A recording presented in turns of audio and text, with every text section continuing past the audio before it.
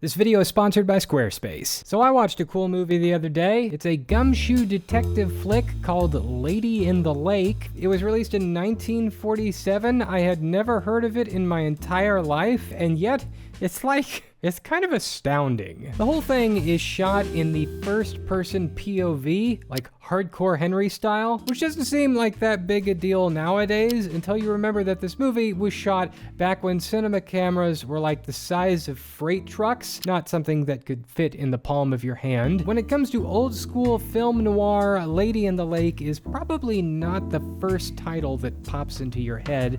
Directed by and starring Robert Montgomery, it's a hard-boiled detective story that follows Private Eye Philip Marlowe through a seedy, cigarette smoke-filled world of intrigue. The case kicks off with our hero paying a visit to your classic femme fatale, who hires him to track down her boss's missing wife. The client suspects foul play, so Marlowe hits the streets to investigate. As you might suspect from this kind of story, things spiral out of control faster than you can light a lucky strike. Marlowe uncovers a web of lies, infidelities, and cover-ups. It's a fun, pulpy detective tale rounded out by all the narrative staples. Plus, you can't have a title like that without a body being discovered that implicates nearly every player involved. From there, the story is a mess of double crosses, red herrings, and Philip Marlowe's trademark snark. Please don't be so difficult to get along with. I need help. Like I need 4 thumbs. Come in, Mr. Kingsby. Don't stand out there all cold and chewed up with curiosity. At least he had the decency to hit me above the Mason and Dixon line. The casting of the leading lady is nearly perfect. She's cold as ice and happily playing the detective like a fiddle to her own ends. We have a nasty little motto around here. Every man has his price.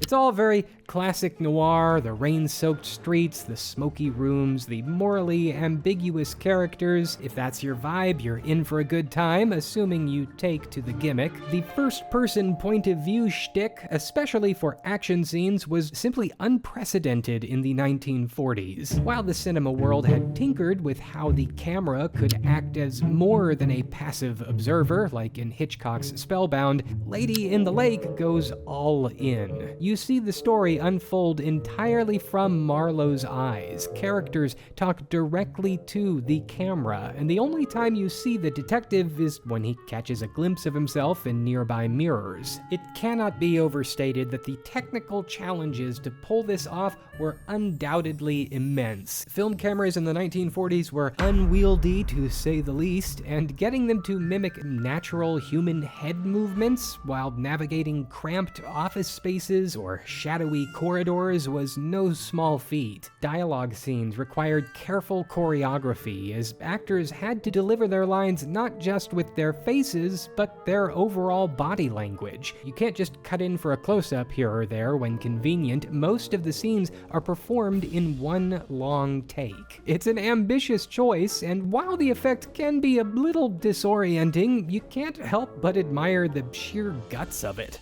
At times, it feels truly immersive, like you are the detective actually solving the case yourself. Other times, it's like you're trapped in a weird 1940s fever dream where everyone's talking a little too close to your face. Now, I'm not gonna lie, the movie does have its flaws. The camera work is ambitious, but it's also clunky in places. Sometimes you feel like the camera is just sort of awkwardly standing there while actors deliver overly long monologues, which can pull you out of the moment, especially when the performers wax a little too theatrical, which sort of clashes with the gritty aesthetic. There's also pacing issues. Some scenes really dragged, especially by today's standards, and as cool as the execution was, I was sometimes left wishing that certain scenes would just kind of move along. But when it works, it works. The immersive moments and chases make you feel like you're right in the middle of the action, and there's this sort of novelty to the whole thing that will keep most folks hooked till the very end. I thought I was going crazy because even though I'm a huge black and white movie fan,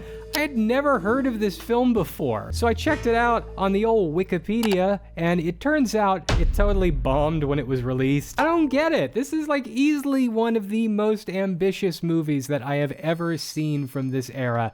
But apparently, people in 1947 just really weren't into this kind of experimental filmmaking. Critics thought that the POV thing was just an empty gimmick. Audiences found it more distracting than innovative, and the film was quickly overshadowed by more traditional and frankly better noirs like Out of the Past or The Big Sleep. As for Montgomery, evidently he never directed another film, and Lady in the Lake became something of a curiosity for hardcore black and white noir buffs rather than a classic in its own right. And yeah, I get it, it's not exactly the Maltese Falcon, but in hindsight, I think this movie deserves way more credit for its technical ambition. This thing was trying to break the rules of how movies were made at the time, and it did it with some serious style. It might not have landed perfectly, but you know something?